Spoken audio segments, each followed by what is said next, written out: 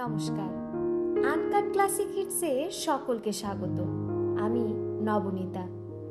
আচ্ছা, আপনারা কি জানেন আগেকার দিনে মানুষ ভূত পুষত, তাদের কোম্পানিও ছিল যেখান থেকে মানুষরা ভূত কিনত।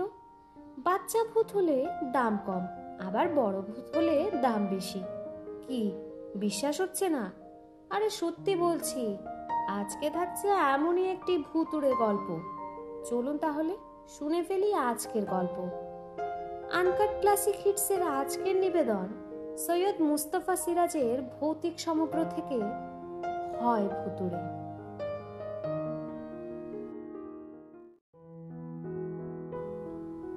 খবরের কাগজে একটা বিজ্ঞাপন বেরিয়েছিল, বড় অদ্ভুত বিজ্ঞাপন। সস্তায় ভূত কিনুন, বাচ্চা ভূত মাত্র 50 পয়সা, ধেড়ে ভূত মাত্র 1 টাকা। জাল ভূত নয়, একেবারে আসল ভূত। ভূতনাথ অ্যান্ড কোং, 1/1 কালোবাজার স্ট্রিট, লালবাজারের উল্টো দিকে, কলকাতা। ভাগ্নে নেপাল তার মামা নকুলেশ্বরকে বলল, ও মামা, ভূত কিনবেন? এই দেখুন কাগজে বিজ্ঞাপন দিয়েছে। নকুলেশ্বর বললেন, তাই নাকি, দেখি দেখি। বিজ্ঞাপন পড়ে নকুলেশ্বর নেচে উঠলেন। তার নানা রকম জন্তু জানোয়ার এবং পাখি পোষার শখ আছে বরাবর। বাড়ির ছাদে আস্ত একটা চিড়িয়াখানা বানিয়ে ফেলেছেন। সেখানে এখন বাঘ ভালুক না থাকলেও ছোট ছোট জন্তু অনেক আছে। বাঘ ভালুক এক সময় ছিল, তাদের খোরাক জোগাতে না পেরে সার্কাস কোম্পানিকে বেচে দিয়েছিলেন। এখন আছে গোটা 2 খরগোশ, একটা হরিণের বাচ্চা, একটা খ্যাকশিয়াল, একটা ভোদর, 2টো বেজি আর 5টা গিনিপিগ। পাখিও আছে কয়েক রকম। মামা ভাগ্নে তাদের নিয়েই থাকেন। নকুলেশ্বরের বরাবর সাধ ছিল একটা ভূত রাখবেন চিড়িয়াখানায়, কিন্তু ভূত পাবেন কোথায়? ভাগ্নেকে নিয়ে কত জায়গায় ঘুরেছেন, শ্মশানে, পোড়ো বাড়িতে, চিলে কোঠায়, ভূত পাননি। এখন কাগজে বিজ্ঞাপন দেখে তক্ষুনি বেরিয়ে পড়লেন দুজনে। অনেক খুঁজে ভূতনাথ অ্যান্ড কোং বের করলেন। একটা বিরাট পুরনো বাড়ির ভেতর অনেক ঘোরালো সিঁড়ি বেয়ে, অনেক করিডোর পেরিয়ে 3 তলায় কোণার দিকে একটা ছোট্ট ঘরের দরজায় কোম্পানির নাম দেখতে পেলেন। টুলে বেয়ারা বসেছিল, বলল, চালিয়ে যান আন্ডার মে। বেয়ারার কালো কুচকুচে চেহারা, রোগা পটকা গড়ন, গোফটা প্রকাণ্ড। নেপাল ও নকুলেশ্বর চোখাচোখি করলেন। তার মানে বেয়ারাটা মানুষ বটে তো? বলা যায় না। ঘরের ভেতর আলো নেই, আবছা আধার। ঢুকে কিছু দেখতে পেলেন না নকুলেশ্বর। আর কেমন একটা চিমসে গন্ধ। নেপাল ফিসফিস করে বলল, ভূতের গায়ে কেমন গন্ধ মামা, বড় বিচ্ছিরি। নকুলেশ্বর বললেন, তা তো হবেই, কিন্তু ঘরে যে কাকেও দেখতে পাচ্ছি নে। দেশলাই জ্বালুন মামা, নেপাল পরামর্শ দিল। অমনি কে হেড়ে গলায় বলে উঠল, ও ও আলো জ্বালাবেন না, আলোয় ওদের কষ্ট হয়, এই যে এখানে চলে আসুন। নকুলেশ্বর বললেন, কিছু দেখতে পাচ্ছি না যে। দেখার দরকারটা কি? পয়সা দিন, জিনিস নিয়ে যান, বাড়ি গিয়ে কিন্তু অন্ধকারে দেখবেন। সে কি, না দেখে কিনবো কেন মশাই? আপনি বোকার মতো কথা বলছেন। ভূত হলো গিয়ে অন্ধকারের প্রাণী, আলোয় তারা বাঁচে না। যেমন ধরুন, আপনি ক্যামেরার ফিল্ম কিনতে গেছেন, ফিল্মের রোল থাকে কৌটোর ভেতর। কেন থাকে জানেন নিশ্চয়? ফিল্মের রোল আলোয় খুললেই নষ্ট হয়ে যায়, একেবারে সাদা হয়ে যায়, তাই না? নকুলেশ্বর বুঝতে পেরে বললেন, হ্যাঁ তা তো যায় বটে। এও তেমনি, কাজেই এই ডার্ক রুমে ভূত বিক্রি করতে হয়। পয়সা দিন, আমি একটা কৌটো দিচ্ছি, তার মধ্যে ভূত আছে, কিন্তু আবার সাবধান করে দিচ্ছি, আলোয় খুলবেন না, ডার্ক রুমে রাখবেন। বুঝলুম, কিন্তু ওদের খেতে দিতে হবে তো? আলবাত দিতে হবে, অন্ধকারে কৌটো খুলে খাইয়ে দেবেন। কি খায় ওরা জিজ্ঞেস করে নিন মামা, নেপাল পরামর্শ দিল। অন্ধকারে লোকটা বলল, ভূতের খাদ্য খুব সহজ, সকালে ও বিকেলে 1 গ্রাম শুকনো গোবর ঘাটালে পেয়ে যাবেন। দুপুরে ও রাতে কুচো চিংড়ির মাথা, ব্যাস। আর সপ্তাহে 1 দিন 1 চামচ দুধ দেবেন। অবশ্যই একটা কাগজে ভূতের লালন পালন সম্পর্কে সব কথা লিখে চাপিয়ে রেখেছি, একটা দেব, ভাববেন না। নকুলেশ্বর বুদ্ধি খাটিয়ে বললেন, ঠিক আছে, আপাতত একটা দিন, বাচ্চা ভূতই দিন। আগে ব্যাপার স্যাপার দেখে নেব, তারপর বরং গোটা কত কিনবো। নেপাল বলল, বাচ্চা ধেড়ে সব রকমই কিনবো।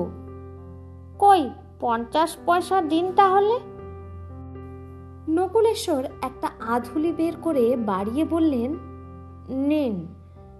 অন্ধকারে একটা হাত এসে তার পয়সাটা তুলে নিল এবং তক্ষুনি তার হাতে একটা ছোট্ট কৌটো দিল। নকুলেশ্বর বললেন, এতটুকু কৌটো? এতটুকুই তো হবে, বাচ্চা ভূত কিনা।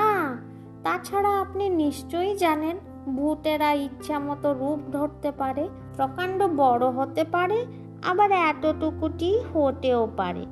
ওরা অদৃশ্য হতেও পারে, তাই সাবধান। কৌটোর মুখ খোলার সময় দেখবেন যেন শুরুত করে না পালায়। নকুলেশ্বর বললেন, হ্যাঁ, তার বলতে। আচ্ছা, চলি, নমস্কার। ভূতের কৌটো পকেটে পুরে মামা ভাগ্নে ঘর থেকে বেরিয়ে এলেন। বেয়ারা সেলাম দিয়ে একগাল হেসে বলল, বহুত বড়িয়া চিজ বাবু, এইসা চিজ কहीं नहीं मिलेगा। মহা আনন্দে মামা ভাগ্নে বাড়ি ফিরলেন ভূত কিনে। কৌটোটা টেবিলের ড্রয়ারে রইল এবং ঘরে সে রাতে আলো জ্বালালেন না নকুলেশ্বর। পরদিন ছাদের চিড়িয়াখানায় একটা ডার্ক রুম বানাবেন, সেখানে বাচ্চা ভূতটা থাকবে। সকালের অপেক্ষা শুধু। মিস্ত্রিকে খবর দেওয়া হয়েছে, ঘর বানিয়ে দেবে। রাত দুপুরে হঠাৎ শুনেন ড্রয়ারের ভেতর কৌটোটা খুব লাফালাফি জুড়ে দিয়েছে যেন। পাশের ঘর থেকে ভাগ্নের নেপালকে ডাকলেন।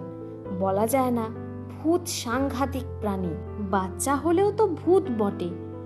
দুজনে সাহস করে ড্রয়ার খুলতেই কৌটোটা সত্যি নড়াচড়া করে বেড়াচ্ছে টের পাওয়া গেল।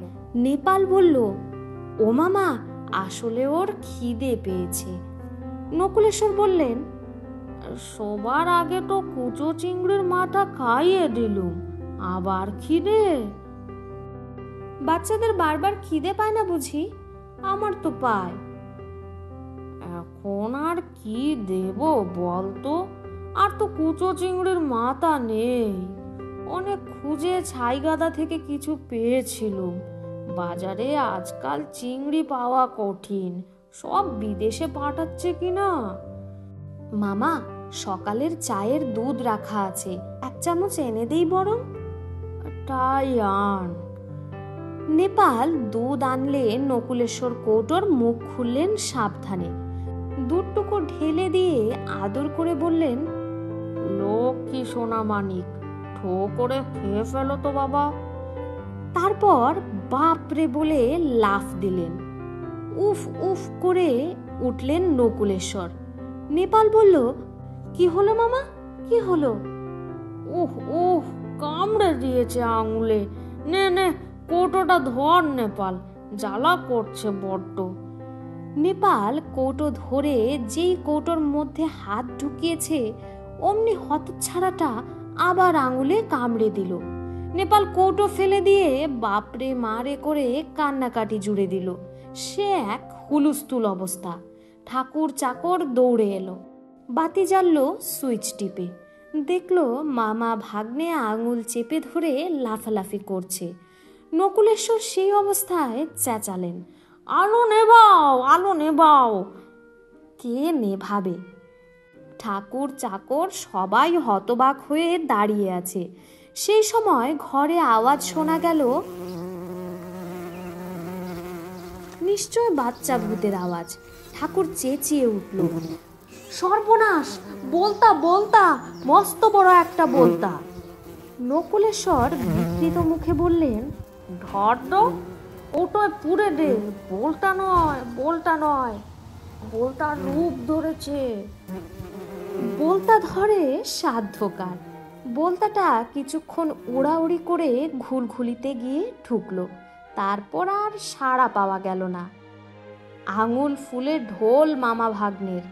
গোবিন্দ ডাক্তার এসে দেখে গিয়েছিলেন, জ্বরও হয়েছিল, ঘুলঘুলিতে খোঁজা হয়েছে, বলতা টলতা ছিল না। নকুলেশ্বর মনমরা হয়ে গিয়েছিল। আহা, যদি বাসা বানিয়েও থাকতো ভূতের বাচ্চাটা। জ্বর সারলে এবং আঙুলের ফোলা কমলে ফের সেই ভূতনাথ অ্যান্ড কোম্পানির আপিসে গেলেন। কিন্তু কোথায় কোম্পানি? ঘরের দরজায় একটা কাঠের ফলকে লেখা আছে ভজহরি ট্রেডিং কোম্পানি লিমিটেড। তারা অনেক কিছু বেচে, তবে ভূত টুত নয়। খোঁজ নিয়ে জানলেন ভূতনাথ কোম্পানি উঠে গেছে আগের দিন, পুলিশ ঝামেলা বাঁধিয়েছিল। আজকাল মামা ভাগ্নে মিলে খবরের কাগজের বিজ্ঞাপন খুঁটিয়ে পড়েন। এবার ভূত বিক্রির বিজ্ঞাপন দেখলে সেখান থেকে ধেড়ে ভূতই কিনবেন। বাচ্চা ভূতগুলো বড় বাজে, হিংসুটে স্বভাব, খামোকা কামড়ে আঙুল ঢোল করে দেয়। এখানেই শেষ হলো আজকের গল্প। কেমন লাগলো আজকের গল্প? আচ্ছা, ওগুলো কি সত্যি ভূত ছিল, নাকি মামা ভাগ্নে বেজায় ঠকে গেলেন? আপনাদের কি মনে হয়? গল্প ভালো লেগে থাকলে গল্পকে লাইক ও চ্যানেলটিকে সাবস্ক্রাইব করতে ভুলবেন না। আর নতুন কোন কোন গল্প শুনতে চান সেটাও কমেন্ট বক্সে লিখে জানাবেন। এবার তাহলে বিদায় নিচ্ছি। নতুন গল্প নিয়ে ফিরে আসবো আবার পরের শুক্রবার। ততদিন সবাই খুব ভালো থাকবেন। শুভরাত্রি।